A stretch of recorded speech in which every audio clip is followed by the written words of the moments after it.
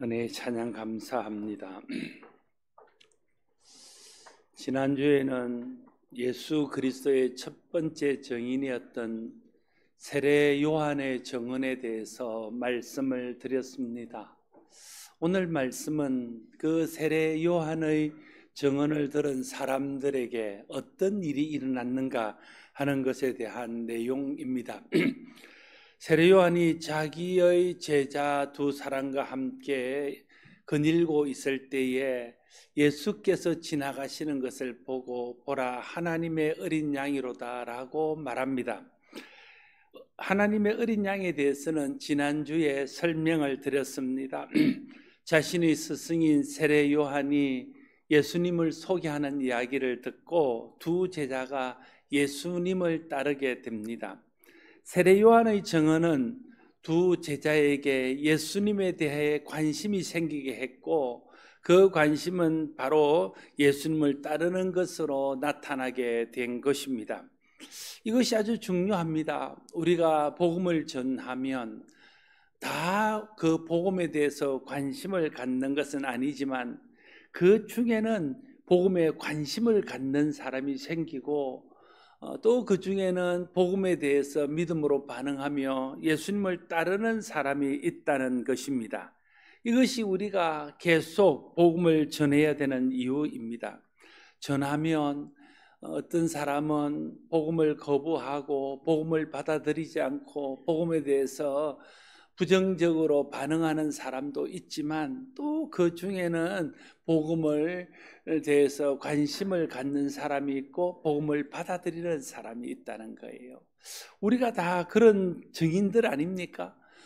많은 사람들 가운데 어떤 사람은 우리와 똑같은 복음을 듣고도 복음을 거부하고 복음을 믿지 않았지만 우리는 복음을 들을 때 복음에 관심이 생기게 하셨고 그리고는 급기야 예수님을 믿도록 하나님의 은혜를 베풀어서 이 자리에 있는 것입니다. 사도행전 13장에 보면 사도 바울과 바울의 동역자들이 1차 선교 여행을 하는 장면이 기록되고 있습니다. 바울이 비시디에 안디옥이라는 곳에 이르러서 유대인들에게 복음을 전합니다. 그때에 유대인들이 복음에 대해서 반박하며 복음을 비난합니다. 그래서 바울은 그 지역에 있던 이방인들에게 가서 복음을 전합니다. 그때 사도행전 13장 48절에는 이렇게 기록합니다. 이방인들이 듣고 기뻐하여 하나님의 말씀을 찬송하며 영생을 주시기로 작정된 자는 다 믿더라 말하고 있습니다. 복음을 전하면 오늘 유대인들이 보인 것처럼 복음을 반박하고 복음을 비방하는 사람도 있지만 하나님께서 영생을 주시기로 작정한 사람들은 복음을 들을 때에 믿고 받아들이고 따르기도 한다는 거예요. 그래서 우리가 복음을 전하면 거부하고 믿지 않는 사람으로 인해서 마음도 상하지만 또 하나님께서 믿기로 작정된 사람들이 복음에 대해서 반응하고 주를 따르는 놀라운 역사를 보므로 기쁨도 누리게 된다는 것입니다. 우리는 누가 복음을 거부하고 누가 복음을 받아들일지 모릅니다. 때로는 정말 이 사람은 복음을 전하면 꼭 듣고 받아들일 것 같은 사람이었는데 복음을 전해도 듣지 않고 받아들이지 않고 마음이 완악한 사람을 만날 때가 있습니다. 그런가 하면 이 사람은 복음을 전해도 듣지 않을 거야 생각하거나 아니면 복음을 전하기가 좀 두려운 상대, 그런데 그런 사람들에게 복음을 전했는데도 의외로 복음에 반응하는 사람도 있을 수 있습니다. 그래서 우리는 모든 사람들에게 복음을 전해야 됩니다. 복음을 전하다 보면 마음이 완악한 자도 만나지만 마음이 가난하고 마음이 준비되어 있는 그런 사람들도 만나게 됩니다. 그런 사람을 사도행전에서는 주님께서 영생을 주시기로 작정한 사람이다 이렇게 표현하고 있는 것입니다.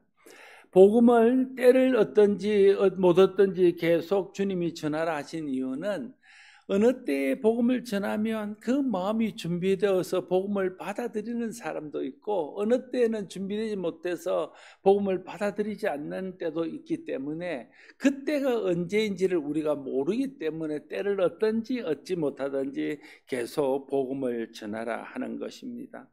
우리가 복음 전하는 사람이 언제 마음이 열릴지 몰라요. 기회가 있을 때마다 복음을 전하는 이유는 바로 거기에 있는 것이죠. 우리가 누군가가 복음을 전해서 전도를 합니다. 그런데 계속해서 공을 들이고 기도하고 말씀을 전하는데도 마음이 열리지 않아요. 그래서 낙심했는데, 다른 사람이 그 사람한테서 복음을 한 번 전했는데 그 사람이 복음을 받아들이는 경우가 있습니다. 그러면 앞에 복음을 전한 사람은 능력이 없고 뒤에 복음을 전한 사람은 능력이 있어서 그런 결과가 나타난 것일까요? 그렇게 말하기보다는 앞에 복음을 전한 사람이 복음을 전할 때는 그 사람이 여러 가지 이유로 마음이 닫혀져 있고 복음을 받아들일 수 있는 준비가 안 되어 있었다 말할 수 있고, 뒤에 복음을 전할 때 복음을 받아들인 것은 그 사람이 또 다른 이유들로 인해서 마음이 가난해져 있고 마음이 열려져 있어서 복음을 받아들였다, 이렇게 말할 수 있는 것입니다. 그래서 우리가 전도할 때 기도할 여러 가지 제목 중에 하나는 하나님께서 복음을 듣는 사람들의 마음을 열어주시기를 위해서 기도해야 된다는 거예요. 우리가 복음을 전할 때에 그 복음을 받아들일 수 있는 준비된 사람을 만나게 해달라고 기도하며 복음을 전해야 됩니다. 그러면 하나님께서 그 마음을 준비시키시고 그 마음을 열어주셔서 우리가 전하는 복음을 듣고 믿음으로 반응하는 은혜를 경험하게 될 것입니다. 전도하는 것은 우리 일이지만요, 사람의 마음을 열어주시는 것은 하나님이 하시는 일입니다. 그래서 구원이 하나님의 은혜의 선물이라고 말하는 것이죠. 아무리 우리가 능력을 가지고 힘있게 복음을 전해도 그 사람의 마음을 하나님 열어주지 않으면 복음에 대해서 좋게 반응하지 않습니다. 그러나 우리가 좀 어눌하게 전하고 서툴게 전한다 할지라도 하나님이 그 마음을 여셔서 그 마음을 준비시켜 주시면 우리가 전하는 복음을 듣고 그들이 구원의 자리로 나올 수 있게 될 것입니다. 세례 요한은 예수님이 그리스도이기 때문에 예수님을 따라야 구원받는다는 사실을 믿었습니다. 그래서 자기를 따르는 제자들을 예수님께로 보낸 것입니다. 여기에 이제 세례 요한이 참 좋은 서성이고 좋은 증인이라는 증거가 있습니다. 당시에 많은 랍비들은 문화에 많은 제자들을 두는 것을 큰 영예로 생각했습니다. 그래서 할 수만 있으면 많은 제자들을 자기 문화에 두려고 노력했습니다. 그러나 세례 요한은 자기 제자를 구원자이신 예수님께로 보냅니다. 자신을 따라서 구원받는 것이 아니라 예수님을 따라서 구원받는 것이기 때문입니다. 자기의 제자가 되어서 하나님의 자녀가 되는 것이 아니라 예수님의 제자가 되어야 하나님의 자녀가 된다는 것을 알았기 때문입니다. 우리가 할 일은 나를 따르는 사람, 나의 제자가 되는 사람, 내 사람을 만드는 것이 아닙니다. 우리가 해야 될 일은 내가 어떤 가르침이나 정언을 통해서라도 내가 가르치는 사람, 내가 정언하는 사람이 예수님의 제자가 되고 예수님을 따르는 예수님의 추종자가 되도록 하는 것이 우리가 해야 될 일들입니다. 왜냐하면 사람들이 내 제자가 되고 나를 따라서 구원을 받거나 하나님의 은혜를 받는 것이 아니라 우리를 통해서 그들이 예수님을 알고 예수님을 따르고 예수님의 제자가 돼야 그들이 은혜를 받고 하나님 베푸시는 구원의 복을 받을 수 있기 때문에 그렇다는 거예요. 그런 의미에서 세례 요한이 참 훌륭한 것이죠. 나는 저와 여러분들이 내 사람 만들고 내 편 만들고 내 제자 만드는 데 관심을 두지 말고 나를 통해서 나를 만나는 사람이 예수님을 알고 예수님을 믿고 예수님을 따르는 예수님 제자 만드는 일에 관심이 있기를 바랍니다. 그럴 때에 우리가 좋은 증인이 되어서 많은 사람들이 예수를 알고 예수를 따를 수 있도록 도울 수 있게 될 것입니다. 세례 요한의 소개로 예수님을 따르던 제자들에게 예수님께서 묻습니다. 무엇을 구하느냐? 예수님이 묻는 무엇을 구하느냐는 말은 다르게 말하면 네가 나를 따르는 이유가 무엇이냐는 겁니다. 네가 예수 믿는 목적이 무엇이냐는 겁니다. 네가 예수 믿으려는 목적이 무엇이냐 하는 것입니다. 여러분, 우리가 예수님을 따르는 이유, 예수님을 찾는 이유, 예수님을 믿는 목적이 무엇인지를 분명하게 해야 됩니다. 그래야 내가 다른 사람들에게 예수를 소개할 때도 예수님을 바르게 소개하고 예수님을 온전히 소개할 수 있습니다. 사람들은요, 자기가 믿는 대로, 자기가 소원하는 대로 다른 사람에게도 전하고 소개하게 되어 있습니다. 그래서 우리가 예수 믿는 목적이 발라야 하고, 내가 예수님을 따르는 이유, 예수님을 찾는 이유가 구원이요, 영생이요, 하나님의 영광에 있어야, 그래야 우리가 전하는 복음도 거기에 맞춰질 수 있는 것입니다. 무엇을 구하느냐는 예수님의 질문에 예수님을 따르던 요한의 제자들은 랍비여 어디 계시오니까? 라고 질문합니다. 예수님이 어디 계시냐고 묻는 이유는 그들이 예수님 계신 곳에 가서 예수님을 만나 뵙고 예수님이 누구신지를 알고자 하는 것입니다. 정말 예수님이 그 스승이 말했던 대로 그리스도인지를 자기들이 확인하고 싶어서 예수님이 어디 계신지를 알고 싶어 한 것입니다. 우리의 관심도 예수님을 만나서 예수님을 알고 또 예수님을 더 깊이 더 바르게 하는 데 있어야 됩니다. 그래서 우리가 예배의 자리에 나오든 기도의 자리에 나오든 말씀을 읽고 공부하든 또 믿음의 사람들과 교제하든 그를 통해서 내가 예수님을 더 온전히 알고 내가 예수님을 더 깊이 알고 또 내가 예수님을 더 잘 알기를 원하는 마음으로 주님 앞에 나가야 된다는 거예요. 그게 주님을 찾는 사람의 바른 자세입니다. 주님 앞에 나오는 사람이 가져야 될 마음의 바른 태도입니다.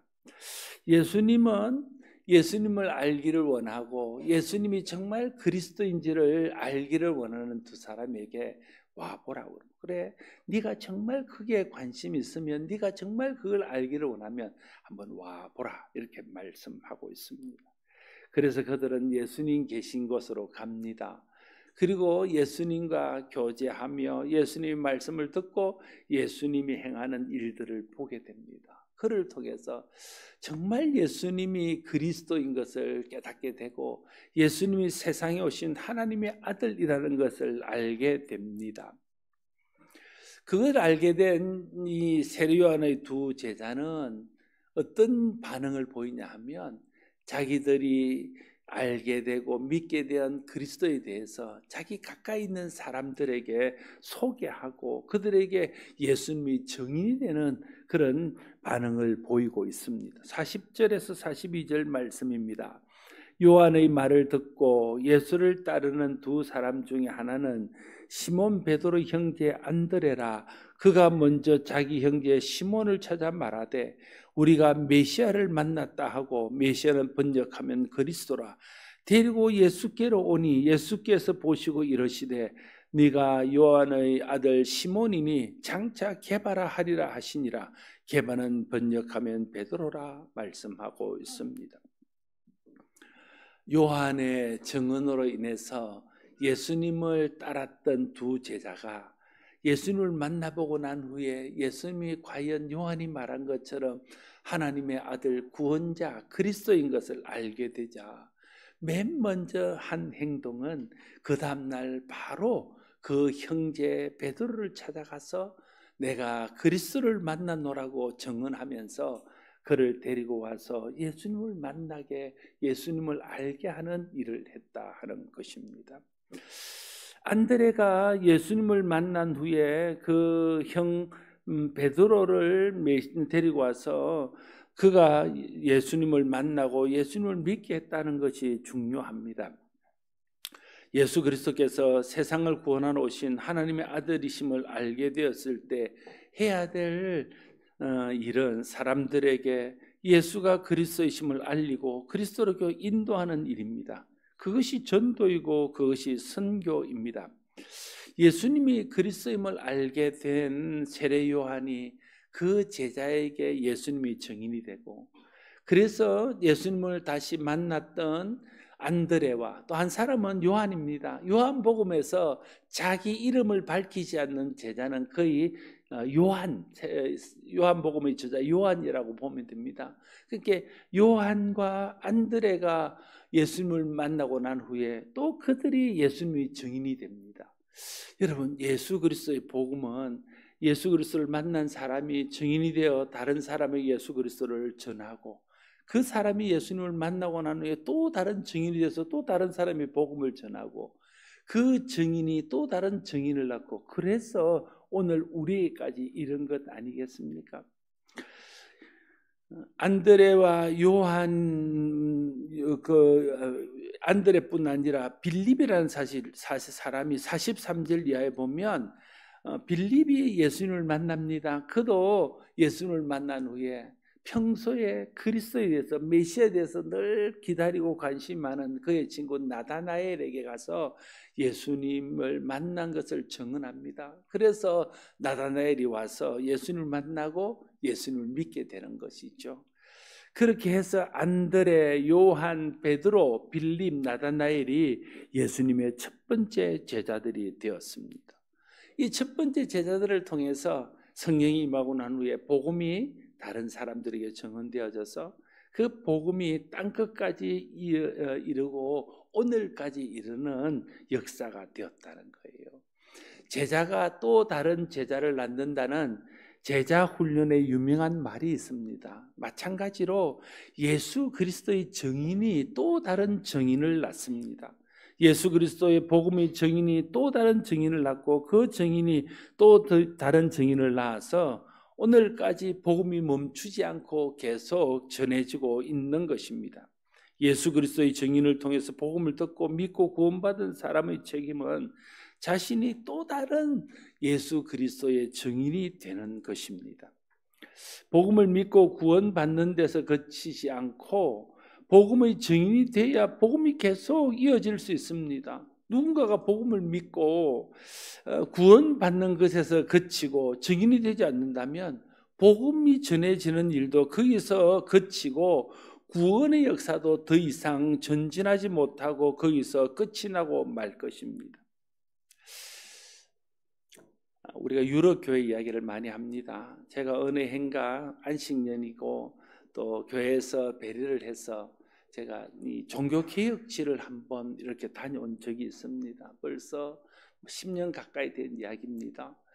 그래서 제가 갔다 와서 한번 설교 시간에도 얘기했지만, 제가 주일이 되어서 대표적인 독일의 개신교회를 가봤습니다. 어마어마한 우리가 보는 영상이 되는데 보는 여행 프로그램 보는 그 큰 예배당, 거기에다가 파이프 오르간이 다 이렇게 설치되어 있는 엄청난 예배당이었는데, 정말 할머니 할아버지 몇 분만 이렇게 나와서 예배를 드리고, 젊은 사람이라고는 저와 제 아내와 우리 두 딸, 그게 그날 참석한 유일한 젊은 사람들, 그걸 보면서 우리가 들어왔던 이야기가 정말 현실이구나 하는 것들을 체험한 적이 있습니다.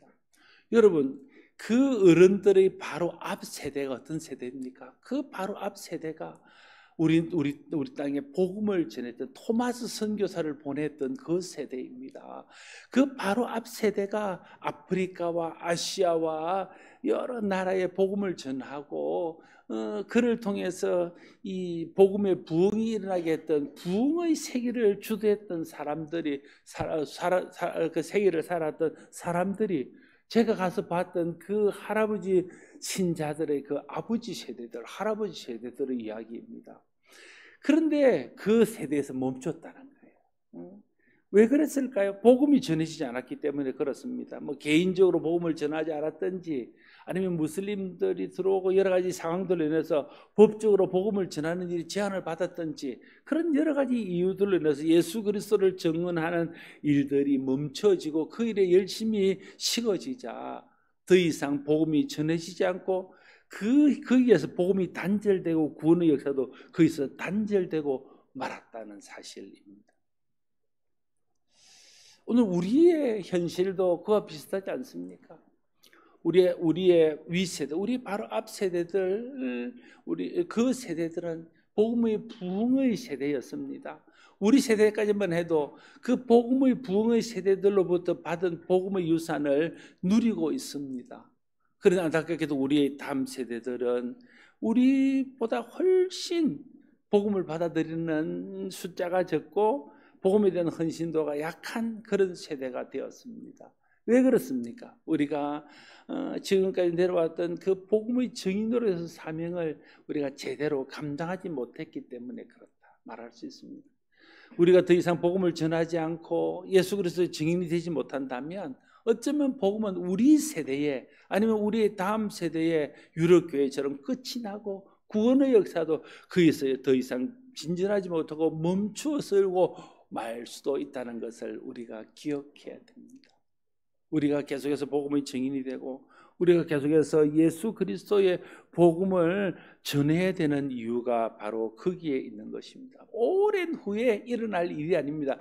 바로 우리의 자녀 세대에 일어날 일인 것을 우리가 기억하고 심각하게 생각해야 됩니다. 이미 우리의 자녀 세대들은 더 이상 복음을 믿지 않고 더 이상 예수를 믿지 않는 세대가 수없이 많이 일어나고 있습니다. 목사의 자녀 중에도 우리 성도들의 자녀 중에도 그런 사람들이 계속해서 늘어나는 것을 보면서 다시 우리가 정신을 차리고 다시 우리의 세대가 복음의 증인이었던 우리 앞 세대들, 복음의 증인이었던 초대교회 세대들처럼 성령의 능력을 덧입고 복음을 증언하고 복음을 전하고 복음을 가르치는 복음의 증인으로서의 삶을 살아야 되겠다 하는 생각들을 다시 한번 하게 되는 것입니다.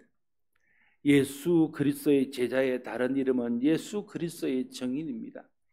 우리가 예수 그리스도를 믿고 구원받고 하나님의 자녀가 되고 예수님을 따르는 예수님의 제자가 되었다면 당연히 예수님께서 우리에게 부탁하신 복음을 전하는 일, 복음의 증인이 되는 일들을 계속해야 하는 것입니다. 우리가 예수 그리스도의 증인이 될 때 우리를 통해서 복음의 역사, 구원의 역사는 계속해서 이어지고 또 그 다음 세대로 이어지게 될 것입니다. 그러나 우리가 우리 믿는 데서 그치고 우리 자신의 구원받는 데서 그친다면 복음의 역사 역시 우리 세대에서 끝이 나고 우리 다음 세대까지 이어지지 않을 수도 있을 것입니다. 복음은 예수 그리스도께서 다시 오실 때까지 계속 전파되어야 됩니다. 지금 이 시대에 예수 그리스도의 증인이 되어 예수 그리스도의 복음을 전할 책임이 있는 세대는 바로 지금 이 시대의 그리스도인인 우리들입니다. 히브리서 2장 3절 말씀에 보면 우리가 이같이 큰 구원을 등한히 여기면 어찌 보응을 피하리요? 라고 말씀하고 있습니다. 우리가 구원의 놀라운 은혜를 경험하고 큰 구원의 복음을 듣고도 그것을 전하는 일을 등한히 여기면 하나님께서 그에 대해서 보응하시겠다 말하고 있습니다. 책임을 묻겠다는 뜻입니다.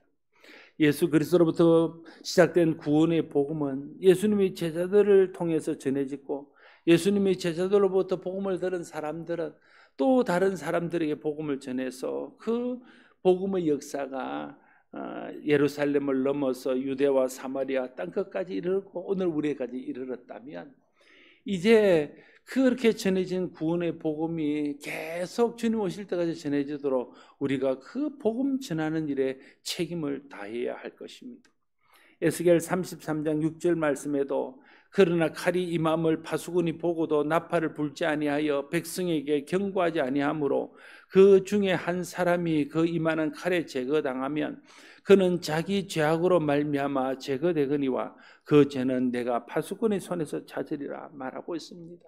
파수꾼의 사명은 적군이 찾아올 때 적군이 쳐들어온다는 것을 알리는 겁니다. 그래서 그 피하게 하는 것이죠. 죽음을 면하게 하는 것입니다. 그런데 파수꾼이 알리지 않아서 그가 죽는다면 그 사람은 자기 죄로 죽는 것이지만 그 죽은 것에 대한 책임을 하나님께서는 파수꾼에게 묻겠다 말하고 있는 것입니다.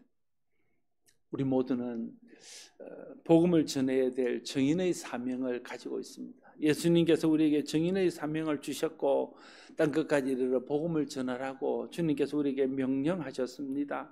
우리가 이 귀한 생명의 복음을 전하는 이 구원을 등한히 여긴다면 그에 대한 보응을 피할 수 없게 될 것입니다. 우리가 예수 그리스도를 전하는 생명의 파수꾼으로서 역할을 제대로 감당하지 못한다면 하나님께서 그 책임을 우리에게 물을 수 있다는 사실을 기억해야 됩니다. 구원받은 우리 모두에게는 복음 전할 책임이 있습니다. 성령의 능력을 구하고 성령의 은혜를 힘입어 힘껏 복음을 전하는 증인이 됨으로써 파수꾼의 책임, 증인의 책임을 잘 감당하여 우리를 통하여 하나님께서 구원하시기로 작정한 많은 사람들을 구원하고 그를 통해서 우리의 이름도 하늘의 별과 같이 빛나는 축복이 저와 여러분 가운데 임하기를 바랍니다. 기도하겠습니다. 아버지 하나님, 복음은 구원을 받은 사람이 복음의 증인이 되어 전하는 것을 듣고 또 다른 사람에게 복음의 증인이 되는 이런 증인의 역사가 이어짐으로 우리에게까지 이런 것을 우리가 압니다. 이제 우리가 해야 될 일은 지금 우리에게 이런 이 복음을 우리가 예수 그리스도의 증인이 되어 다음 세대에 전하고 다른 사람들에게 전하여 그 복음이 이어지게 하고 구원의 역사가 이어지게 하는 것임을 다시 한번 기억합니다. 하나님, 우리가 구원받은 데서 그치고 우리가 하나님의 자녀된 것에 만족하고 멈춘다면 우리의 다음 세대들, 우리 자녀 세대가 예수님을 모르는 세대, 구원을 얻지 못하는 세대가 되어버릴 수 있음을 기억합니다. 하나님, 우리가 증인으로서의 사명을 잘 감당할 수 있도록 성령 하나님 도와주시고 우리가 파수꾼의 사명을 잘 감당할 수 있도록 은혜 주시고 힘 주셔서 우리가 증인으로 파수꾼으로 역할을 잘 감당하여 많은 영혼들을 옳은 대로 인도하며 우리가 계속해서 복음의 역사를 이어가는 일에 쓰임받는 귀한 증인들 되게 하여 주시옵소서. 예수님 이름으로 기도드리옵나이다.